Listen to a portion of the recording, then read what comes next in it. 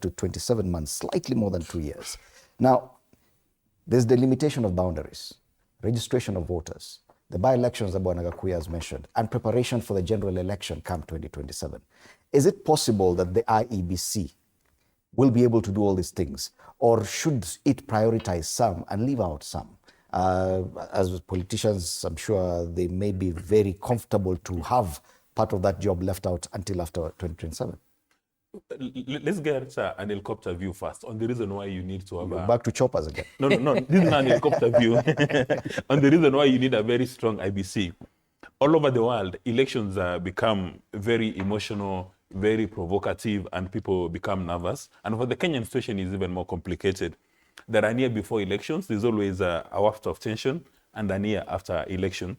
That is why IBC needs to have commissioners who will put together predictable systems for unpredictable outcomes, so that when the IBC officers and commissioners pronounce a winner after an election, everybody goes back home knowing that these were free, fair, and credible elections. Now, the IBC Selection Committee has got a very unique opportunity to ensure that they select some of the best tools in the shed to go and become IBC commissioners, because it's from the composition of the IBC commissioners that we will get confidence that people will have faith in the capacity of IBC to deliver. And some of the names mentioned are people who are highly regarded in society. So Kenyans, in fact, have got confidence that this selection committee will remain loyal to our national and public interest in doing their selection.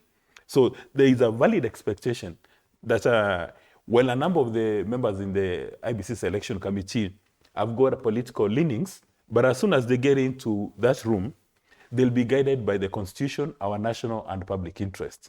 So that after going through the rigors of all those interviews, the people they finally present will have capacity and competence to deliver. Enough capacity to handle all the four things that they're supposed to do: boundaries review, by-elections, registration of voters, and preparations for a general election. All the four. Yes, do you think it's possible for the four to be actually achieved? It's possible to achieve them. Don't forget the fact that, in fact, you've got the infrastructure already in place. There's the secretariat. The only missing thing is the constitutional requirement to have the commissioners who will be responsible for policy direction. So the current secretariat has composed.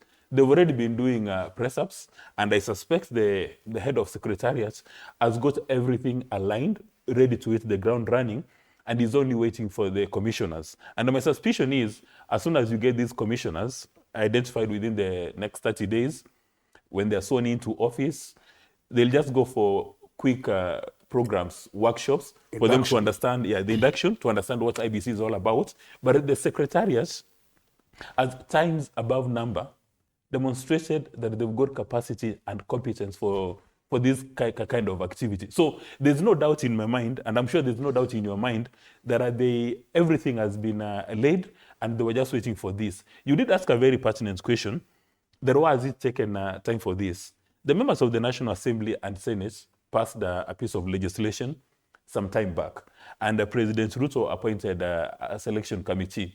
But Mr. Raila Odinga checked in and said, wait a minute, I don't like that composition. So let's go back to NADCO.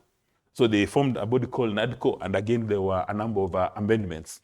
Then when these people are about to be sworn into office, again, some politicians, including Muli and others, said, wait a minute, we don't like this composition. Because my understanding is, when Muli went to the courts, he said that he had been given a raw deal, he had been sidelined, while in fact there was a requirement that the position he wanted belonged to a parliamentary party, yet he represents an organization described as a non-parliamentary political party. So there are all those things.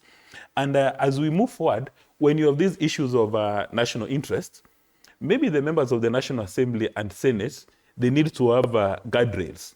Because as we speak right now, nothing stops Mura from going to the High Court today and say, I don't like this composition. They may say we don't like the number of men in this team, or the number of women, or even there's no youth, there are no person with disabilities, there's nobody from Mosocho, there's nobody from Elwak Mandera. You can get so many cases, and every Kenyan has got a right to go to court. So for this kind of legislations, maybe they need to be immunized from special interest groups and cartels. But Mutamu, I'm concerned.